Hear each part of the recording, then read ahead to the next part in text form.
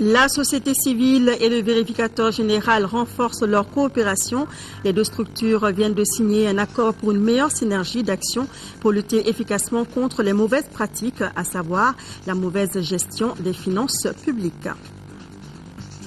Pour 27 millions de francs CFA, le projet d'appui à la restauration des écosystèmes dégradés a été lancé à Tinkele.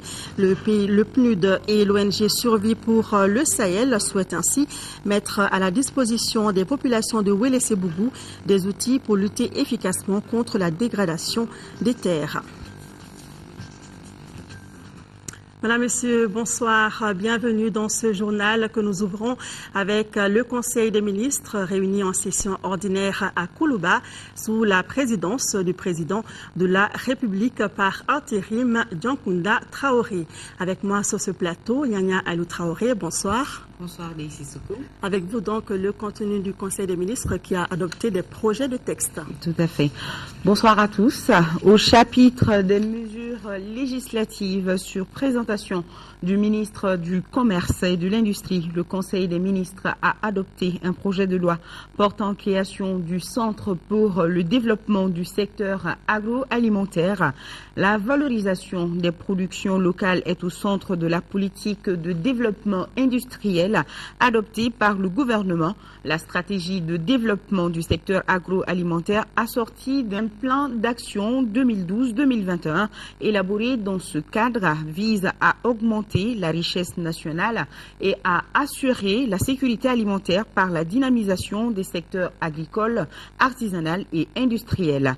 La mise en œuvre de cette stratégie nécessite la réalisation d'un tissu cohérent d'industrie agroalimentaire performante et aussi l'encadrement pour le renforcement des capacités des acteurs et organisations professionnelles du secteur. La création du Centre pour le développement du secteur agroalimentaire s'inscrit dans ce cadre. Le centre qui sera créé sous forme de service rattaché aura pour mission de promouvoir le secteur agroalimentaire. À cet effet, il sera chargé de développer un tissu d'unités agroalimentaires diversifiées et déconcentrées, de développer et de vulgariser les techniques et technologies appropriées et modernes de stockage et de conservation, de transformation et de transport. Il contribuera à améliorer la qualité et la présentation des produits agroalimentaires fabriqués au Mali, à développer les marchés de ces produits, à renforcer l'organisation des acteurs et les capacités d'intervention des organisations professionnelles du secteur agroalimentaire, à mettre en place une base de données sur le secteur. Le Centre pour le développement du secteur agroalimentaire aura pour organe d'administration et de gestion le Conseil d'orientation et la direction générale. Au chapitre de mesures réglementaires sur le rapport du ministre de la fonction publique et de la réforme administrative, le Conseil des ministres a adopté 1. Un projet de décret portant statut particulier des fonctionnaires du cadre des douanes. Les fonctionnaires du cadre des douanes sont régis par le statut général des fonctionnaires qui prévoit l'adoption de statuts particuliers concernant les dispositions spécifiques aux fonctionnaires d'un cadre particulier. Le présent projet de décret est adopté dans ce cadre. Il vise à doter les fonctionnaires du cadre des douanes d'un statut qui tient compte de l'évolution de l'environnement juridique et institutionnel au plan national et de la spécificité des missions de l'administration des douanes. Ces particularités résident entre autres dans l'exigence d'une formation militaire de base, l'astreinte au port de l'uniforme, des insignes et de l'arme réglementaire et dans les appellations militaires de grade. Le projet de décret précise les modalités de recrutement dans les différents corps. Dans les grades, fixe les dispositions particulières applicables à chaque corps, actualise les appellations militaires de grade et définit les droits et devoirs des fonctionnaires du cadre des douanes. L'adoption du statut particulier du cadre des douanes permettra à l'administration des douanes de gérer efficacement son personnel. 2. Un projet de décret portant plan de carrière des fonctionnaires du cadre des douanes. L'administration douanière a pour mission essentielle la réalisation de recettes fiscales douanières, la protection de l'espace économique, la lutte contre la fraude et la criminalité transfrontalière, entre autres. Pour atteindre ces objectifs, elle doit disposer d'un personnel qualifié, compétent et motivé. Le projet de décret pris dans ce cadre permettra de planifier l'évolution de la carrière des agents, de suivre la gestion des ressources humaines et de motiver les travailleurs. Il définit l'ensemble des emplois et fonctions que les fonctionnaires du cadre des douanes peuvent occuper en fonction du grade, de l'ancienneté et du mérite. Il fixe le tableau de concordance des emplois et des grades. L'adoption d'un plan de carrière pour les agents des douanes s'inscrit dans le cadre de la valorisation et du renforcement des capacités des ressources humaines de l'État. Voilà ce qu'on pouvait retenir de ce Conseil des ministres de ce mercredi. Daisy Soko, je vous dis bonne suite du journal. Merci beaucoup, Nyanya Lou Traoré. Et nous poursuivons tout de suite avec le courrier départ de la présidence. Le président de la République par intérim a envoyé 2 messages.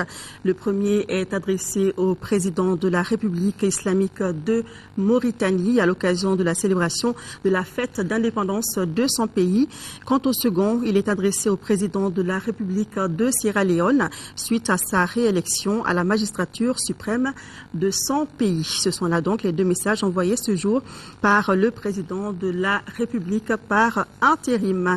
De son côté, le président de l'Assemblée nationale porte à la connaissance des honorables députés qu'une séance plénière de la session ordinaire en cours se tiendra demain, jeudi 29 novembre, et jour suivant s'il y a lieu à partir de 10h dans la salle Modibo Keïta. Le projet d'ordre du jour porte sur des questions orales adressées à Monsieur le ministre de la Défense et des anciens combattants, à Monsieur le ministre des Transports et des Infrastructures routières. Des délibérations sur plusieurs projets de loi intéressant la vie de la nation et sur des communications. Le président s'est compté sur la présence effective des honorables députés. La séance est publique. Une mission d'évaluation des Nations Unies séjourne depuis le 19 novembre dernier à Bamako. La mission qui recense les besoins du Mali en matière d'organisation des élections a été reçue cet après-midi en audience par le premier vice-président de l'Assemblée nationale. Les échanges devront permettre de formuler des recommandations pour une éventuelle assistance des Nations Unies au processus électoral au Mali. Écoutons le directeur adjoint de la division de l'assistance électorale des Nations Unies, Tajuddin Ali Diabakté, est au micro de Ramata Konati. Nous avons eu l'honneur d'être reçus par le président de l'Assemblée nationale pour discuter des objectifs de la mission que nous conduisons en ce moment, du 19 au 30 du mois courant, pour évaluer les besoins en élection. Comme vous le savez, le gouvernement malien a adressé une requête au secrétaire général pour demander que l'organisation appuie le Mali dans la préparation des élections au même moment que se prépare la restauration de l'autorité de l'État au nord. Donc nous sommes là uniquement pour écouter les Maliens, leurs besoins, de telle sorte que nous fassions des recommandations au secrétaire général sur la façon dont nous allons accompagner le pays. Ce communiqué apporté à votre attention, le procureur général près la cour d'appel de Bamako porte à la connaissance de l'opinion publique qu'une enquête préliminaire a été ouverte suite à la tentative d'enlèvement dont Mme Maïga Sinademba, directrice générale de l'agence pour la promotion de l'emploi des jeunes, a fait l'objet dans les locaux de son bureau 6 à l'ACI 2000 le mardi 27 novembre aux environs de 11 heures. Toutes les dispositions seront prises à l'effet d'identifier les présumés auteurs et les déférer devant la juridiction compétente. En effet, la nouvelle a fait le tour de la capitale hier. Des hommes armés ont tenté d'enlever la directrice générale de l'APEJ. L'acte est survenu hier mardi aux environs de 11 heures Maïga Sina Damba venait d'achever une prise de contact avec l'ensemble de son personnel lorsque 6 hommes armés ont fait irruption dans ses locaux pour l'enlever. Heureusement, le personnel s'est interposé jusqu'à l'arrivée de la police. Pour condamner fermement cet acte, le comité syndical de la structure a organisé un sitting ce matin devant l'APEJ. Il demande que toute la lumière soit faite sur l'affaire et que les auteurs soient traduits en justice. Maïga Sina Damba, légèrement blessé mais avec un bon moral, est venu personnellement rassurer ses agents. Et suite à cette tentative d'enlèvement sous la directrice générale de l'APEJ, Maïga Sina Damba, l'Union des travailleurs du Mali UNTM et le groupement des promoteurs financés par l'APEJ condamnent eux aussi fermement cet acte et exigent des pouvoirs publics de rechercher et de traduire les auteurs devant la justice. Activité du ministre des Maliens de l'Extérieur et de l'intégration africaine, Rokiatou Dikine, s'envole demain pour le Tchad et le Cameroun pour échanger avec nos compatriotes comme elle l'a fait en Angola et en Guinée équatoriale. Elle en profitera pour expliquer aux autorités des pays d'accueil la crise que traverse notre pays. Écoutons Rokiatou Dikine qui nous en dit plus sur cette tournée au micro de Daouda Sidiki Diarra. Le gouvernement de transition a instruit à notre ministère de donner toutes les semaines la situation des Maliens de l'extérieur. Alors, ces derniers temps, nous avons reçu des rapports accablants par rapport à certaines zones, dont la Guinée équatoriale et l'Angola. Alors, l'exploitation de ces rapports nous a permis de monter un programme de visite qui visait à aller rencontrer les Maliens, d'abord échanger avec eux sur leurs conditions de séjour, profiter de l'occasion pour les sensibiliser et les informer sur la situation du pays et leur donner des conseils. Dans un deuxième temps, rencontrer les autorités des pays d'accueil, échanger également avec elles sur les conditions de séjour, leur expliquer la crise que nous vivons et leur demander une faveur pour le traitement des dossiers de nos compatriotes. Ces deux pays, actuellement, c'est des pays pétroliers et diamantifères. C'est des pays qui constituent une zone de destination pour les migrants, pas seulement maliens.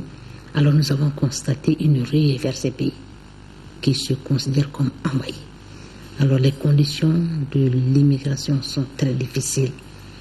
Et les gens qu'ils rencontrent là-bas, ils leur infligent des traitements presque inhumains. Aux autorités, nous avons expliqué, nous avons fait la liaison avec la crise que nous avons actuellement, qui a fait que le pays est divisé en deux. Et les ressortissants du Nord sont partis, sont déplacés dans tous les sens. Et nous avons dit que c'est ce qui peut expliquer l'afflux dans leur pays. Alors nous leur avons demandé de prendre en considération ces situations de crise chez nous, de les considérer, ils ne sont pas réfugiés, mais comme des ressortissants dont les pays sont en crise. Alors de leur accorder un traitement de faveur. Le ministre des Maliens de l'Extérieur et de l'intégration africaine effectue donc à partir de demain une visite au Tchad et au Cameroun. De son côté, le ministre de l'Énergie et de l'Eau a effectué, c'était du 18 au 23 novembre dernier, une visite de travail au siège de la Banque islamique de développement à Djeddah, c'est en Arabie Saoudite. Au cours de son séjour, Monsieur Alpha Bokar Nafo a signé les conventions de financement de l'extension de la centrale thermique au fuel lourd de Balengué d'un montant de près de 17 milliards de francs CFA. Cette infrastructure de production d'électricité, dont la capacité sera portée de 45 à 60 mégawatts, est au cœur du plan de production de réseau interconnecté DDM SA. Ici, à Bamako, l'ambassadeur algérien au Mali a offert hier soir à sa résidence une réception pour célébrer le 58e anniversaire de la révolution du 1er novembre en Algérie. Occasion pour le diplomate de rappeler la bonne coopération bilatérale. Il a également évoqué la position de son pays dans la résolution de la crise dans le septentrion malien. Reportage de Aïssata Ibrahim Maïga. C'est le 1er novembre 1954 que la nation algérienne prend son destin en main en s'affirmant par les armes contre le régime colonial. Dans le sacrifice et la bravoure de ses enfants, l'Algérie a su trouver l'énergie et la force pour surmonter la grande épreuve de la libération. Les héros de cette lutte méritent donc des hommages. Ces martyrs sont morts pour l'indépendance, pour la souveraineté, pour l'intégrité territoriale, pour l'unité nationale. Ces notions sont donc, pour le peuple algérien, des valeurs immanentes. L'Algérie a donc mené une guerre de libération. Aujourd'hui, le Mali prépare la reconquête de ses zones occupées. La situation sécuritaire dans le septentrion malien n'a pas échappé aux diplomates algériens. Sauvegarde de l'intégrité territoriale, préservation de l'unité nationale, dialogue entre Maliens, solution pacifique, mais aussi lutte contre le terrorisme et la criminalité transnationale organisée. Ce sont là donc les piliers de la position de l'Algérie. Noureddine Ayadi d'ajouter. L'Algérie n'a jamais exclu l'option d'une intervention militaire. Elle a cependant toujours précisé que celle-ci doit être envisagée en ultime recours. Dois-je rappeler au demeurant que l'Algérie a été agressée et que son consulat à Gao a été victime d'une attaque terroriste. La lutte contre les terroristes qui occupent le nord du Mali devient ainsi une affaire commune au Mali, à l'Algérie et à toute la communauté internationale. La communauté malienne de Tambacounda au Sénégal a organisé le week-end dernier une journée de prière et de lecture du Coran pour la paix au Mali. Les organisateurs de la journée ont justifié leur initiative par la proximité de Tambacounda, qui est une région frontalière du Mali. Dans les bénédictions et prières, ils ont demandé au Tout-Puissant de réunir les conditions pour le retour définitif de la paix au nord du Mali. Ils ont également souhaité l'entente et la cohésion entre les Maliens. Le Conseil national de la société civile et le Bureau du vérificateur général formalisent leur coopération. Les deux structures viennent de signer un protocole pour une collaboration efficace et étroite. Objectif principal, la bonne gestion des finances publiques. La signature de l'accord a été précédée de la remise du rapport 2011 du vérificateur général, un rapport qui fait ressortir une perte financière de plus de 10 milliards de francs CFA. Bourama Traoré. C'est une double cérémonie en une seule. La première, c'est la signature d'un accord entre le bureau du vérificateur général et le Conseil national de la société civile. Un accord qui vise à renforcer et à dynamiser davantage la collaboration entre les deux structures. Deux structures désormais ensemble pour une meilleure gestion des ressources publiques, avec comme préalable une bonne information des populations sur les missions du bureau du vérificateur général. De faire connaître davantage le bureau du vérificateur, d'adopter tout le langage qu'il faut pour que le Malien lambda puisse le comprendre et aussi le diffuser davantage pour que ceux qui travaillent dans le cadre de l'État ou para-étatique puissent se raviser s'ils ont des intentions malveillantes. Ce qui fera dire au vérificateur général que la signature de cet accord de partenariat est un bon choix. Pour qui les discours ne suffisent plus, il faut une véritable synergie d'action pour lutter contre les mauvaises pratiques. Et en la matière, le rôle de la société civile est déterminant. Dixit Amadou Ousmane Touré. Nous fondons beaucoup d'espoir à la société civile parce que par définition, elle est formée d'organisations librement constituées, indépendantes du politique et de l'administration publique, et dont la vocation n'est pas d'exercer le pouvoir public.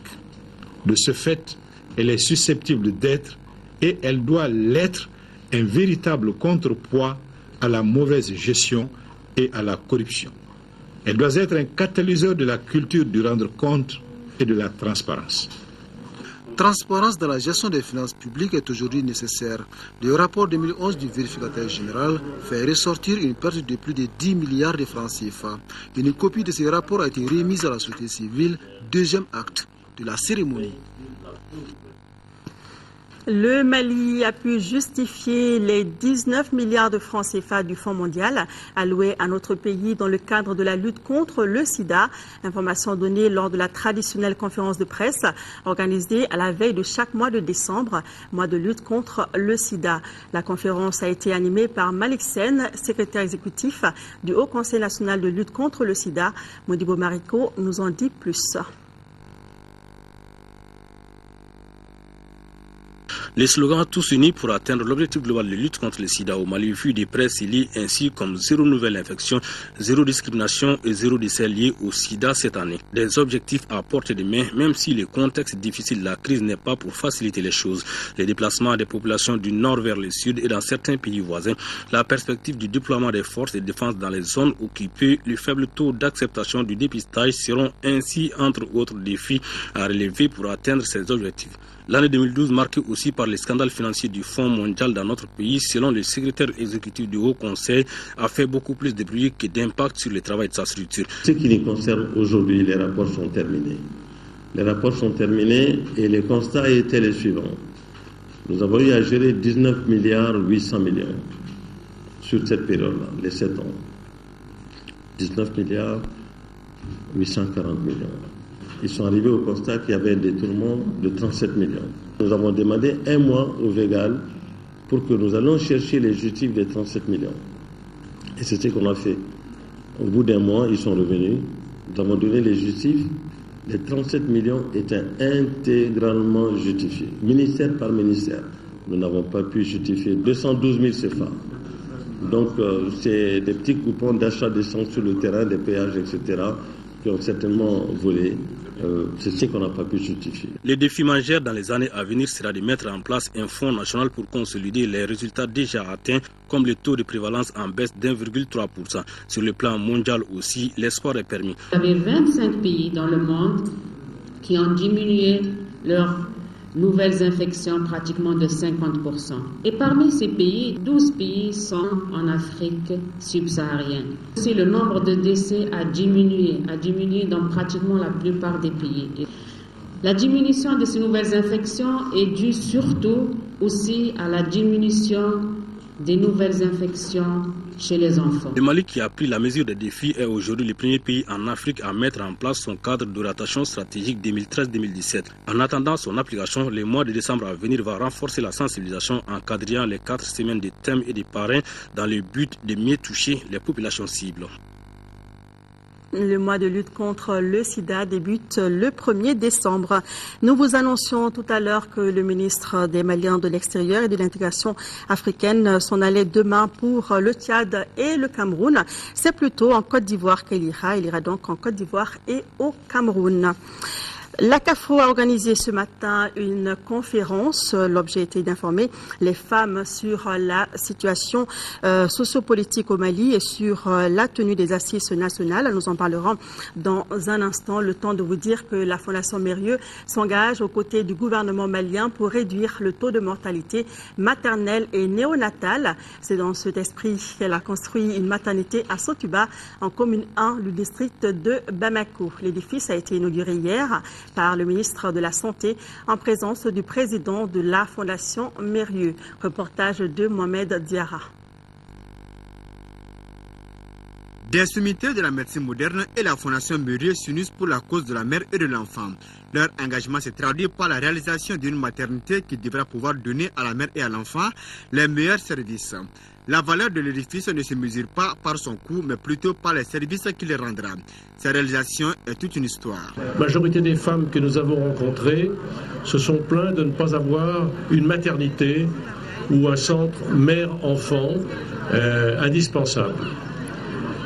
C'était au même moment où un de mes proches collaborateurs et amis a décédé, Michel Galli, paix à son âme, et il a laissé un legs pour la Fondation Mérieux, legs que nous avons complété pour arriver à financer ce centre de la maternité de Sotuba. Et justement, pour immortaliser Michel Galli, la maternité porte son nom.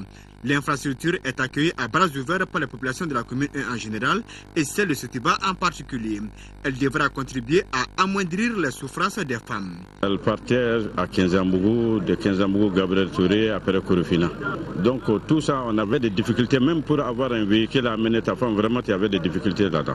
Souvent par des charrettes, souvent par des bicyclettes. Le ministre de la Santé, très satisfait de cette initiative de la Fondation Mérieux, a lancé un appel aux partenaires pour qu'ils reprennent rapidement leur coopération avec le Mali. Il faudrait que nos sœurs puissent fréquenter cette maternité pour prévenir les éventuels accidents et cela permet de réduire la mortalité. Un appel à l'endroit des partenaires? Un appel à l'endroit des partenaires pour qu'ils reprennent la coopération avec nous, puisque le domaine de la santé est très très vaste et nos maigres ressources ne permettent pas de faire face à tous ces besoins. La réalisation de cette structure complète à 12 le nombre de CSCOM en commune 1 du district de Bamako. Parlons à présent de la conférence organisée par l'ACAFO. L'objet était d'informer les femmes sur la situation socio-politique du Mali et sur la tenue des assises nationales. Le reportage est de Fatoumata Kone. Le Mali d'abord, tel est le mot d'ordre de cette rencontre. Une rencontre voulue par la CAFO pour permettre aux femmes des groupements politiques et celles des associations féminines de s'exprimer sur la situation socio-politique de notre pays. C'est d'informer et de sensibiliser les femmes sur la situation socio-politique de notre pays, notamment les assises nationales en cours. Il faut que les femmes soient impliquées, qu'elles soient largement informées et conscientisées. La conférencière a fait la genèse de la crise malienne avant d'insister sur le rôle des femmes dans la gestion des crises. Depuis le coup d'État du 22 mars, les troubles que notre pays a connus, le rôle des femmes, la participation des femmes, jusqu'au retour à une vie constitutionnelle normale, les organes mis en place, j'ai insisté sur la quasi-absence des femmes aux instances de prise de décision parce que ça a un sens. On ne demande pas à être aux décisions tout juste parce que c'est une revendication féminine, mais on demande à être aux instances de prise de décision pour l'équilibre. Aujourd'hui, les femmes sont des actrices et des artisans de la paix. Pour la sortie de crise, la Junte féminine propose la révision de la date d'envoi des troupes de la CEDEAO. Elle se dit favorable à la tenue des concertations nationales. De même, les organisatrices se demandent les raisons du lancement du processus électoral. L'unanimité est faite sur la tenue de ces concertations. Elles veulent qu'elles soient inclusives, participatives et apaisées. Les ressortissants du Nord en 4e région viennent d'initier une marche pacifique. C'était pour exprimer leur opposition à toute forme de dialogue ou de compromis avec les occupants des régions du Nord du Mali. De Ségou, la correspondance de Kandé-Silla. Non à la négociation, oui à la tenue de la concertation nationale. Ce sont quelques slogans qui ont mobilisé des centaines de manifestants, des ressortissants des régions du Nord du Mali et leurs sympathisants à Ségou. De la place de l'indépendance au gouvernorat, les marcheurs ont mis à profit la distance pour scander leur opposition à toute forme de négociation ou de compromis avec les occupants. Dans une déclaration adressée aux autorités, les ressortissants des régions du nord du Mali réclament une libération immédiate des zones occupées. Reconquérir sans délai les régions occupées du nord, poursuivre les criminels de guerre et les traduire devant les juridictions compétentes. Dénoncer les négociations avec les MLNA, Ansardine, Nijawa et ACMI. Soutenir vivement une intervention militaire pour mettre hors de nos frontières ces bandits armés. Le gouverneur Brahma Siva a pris bonne note des messages et a assuré de les transmettre à qui de droit. Et puis le collectif des élus du Nord qui informe que les journées qu'il organise les 29 et 30 novembre sont reportées au 1er et 2 décembre prochains. Elles se tiendront toujours au Centre international de conférence de Bamako. Hors de nos frontières, les manifestations massives en Égypte contre le président Mohamed Morsi s'amplifient. Des dizaines de milliers d'Égyptiens se sont rassemblés au Caire pour protester contre la décision de Mohamed Morsi de s'octroyer des pouvoirs exceptionnels. C'est la plus forte mobilisation hostile au président égyptien depuis son élection en juin dernier. Rassemblement, gaz lacrymogène et face-à-face avec la police. La contestation gronde place Tahrir comme au premier jour de la révolution. Ici et dans tout le pays, les manifestants accusent le président Morsi de dérive dictatoriale. Ce que vous avez fait, monsieur le président, c'est que vous avez divisé le pays en deux. C'est honteux. En s'octroyant les pleins pouvoirs, le président islamiste a réussi à rassembler toute l'opposition contre lui. Défilés monstres dans les grandes villes et des violences qui ont fait en une semaine au moins 3 morts et des centaines de blessés. Les juges qui ont lancé le mouvement de contestation refusent d'accepter le fait accompli. Le pays s'embrase et vous seul, Monsieur le Président, pouvez mettre fin à cette situation. Le peuple égyptien est pour la première fois de son histoire divisé en deux camps et personne ne sait où cela va nous mener. Washington, qui soutient la transition diplomatique en Égypte, se garde bien de hausser le ton. Cette crise constitutionnelle est un problème interne à l'Égypte qui doit être résolu par les Égyptiens eux-mêmes à travers un dialogue démocratique et pacifique. Un dialogue qui semble exclu pour l'instant. Tous les partis d'opposition exigent d'une même voix l'annulation du décret présidentiel sur les pleins pouvoirs, un principe qui leur rappelle fortement l'ancien régime. En République démocratique du Congo, le M23 n'a toujours pas quitté Goma et ne compte pas le faire pour le moment. D'ailleurs, pour renforcer sa position, il a élargi ses revendications. Il demande notamment de libérer sans condition tous les prisonniers politiques. De leur côté, les populations qui craignent des affrontements entre le pouvoir et la rébellion préfèrent coopérer. La ville de Goma était toujours entre les mains de la rébellion du M23. Aidé par la police congolaise qui a fait allégeance et repris ses patrouilles dans les rues de la capitale du Nord Kivu. Le retrait conclu lors de l'accord de Kampala n'est pas effectif et même si des mouvements de troupes sont signalés vers Rutshuru, le M23 entend garder un pied à Goma. On va laisser une compagnie d'M23 ici à l'aéroport. Combien des hommes? 100 militaires. Et pour le reste, ils vont quitter.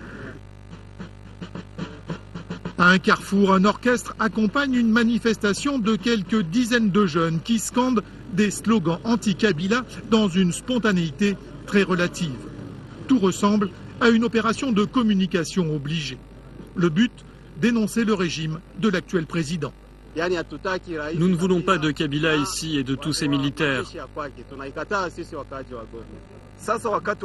Si jamais ils reviennent alors que nous avons le M23, il n'y aura plus de paix et ils nous rendront la vie difficile.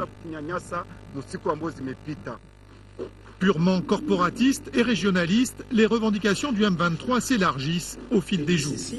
Que M. Kabila fasse la levée immédiate et sans condition de la privation des libertés imposée à M. Etienne Tshisekedi depuis les élections de novembre 2011.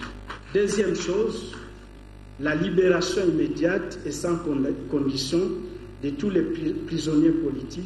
Le but de la manœuvre, rendre toute négociation avec Kinshasa impossible et tenter de fédérer toutes les oppositions face à un pouvoir de plus en plus isolé. Retour à l'actualité nationale et nous allons à Tinkele, dans la commune rurale de Wélé-Sebougou, où le projet d'appui à la restauration des écosystèmes dégradés a été lancé, financé par le PNUD et l'ONG Survie pour le Sahel, à hauteur de 27 millions de francs CFA. Ce programme devra promouvoir le développement des écosystèmes encore en bon état. Nos envoyés spéciaux, Mansa Doumbia et Agibou Koulibaly, nous en disent plus. Le projet d'appui à la restauration des écosystèmes dégradés est un projet axé sur la récupération des terres et des eaux de surface en vue d'une amélioration des moyens d'existence des communautés de la zone de Tinkele. Au niveau de Tinkele, il y a un petit marigot qui passe. Donc au niveau du marigot, on a essayé de faire une digue filtrante pour permettre à l'eau de ruissellement et aux eaux de surface de renflouer la nappe phréatique. Donc tout juste à côté de la digue filtrante, vous allez voir quelqu'un a pu faire un puits à 40 mètres. Au lieu d'aller, les prévisions c'était jusqu'à 30 mètres, mais déjà à moins de 20 mètres, il avait l'eau.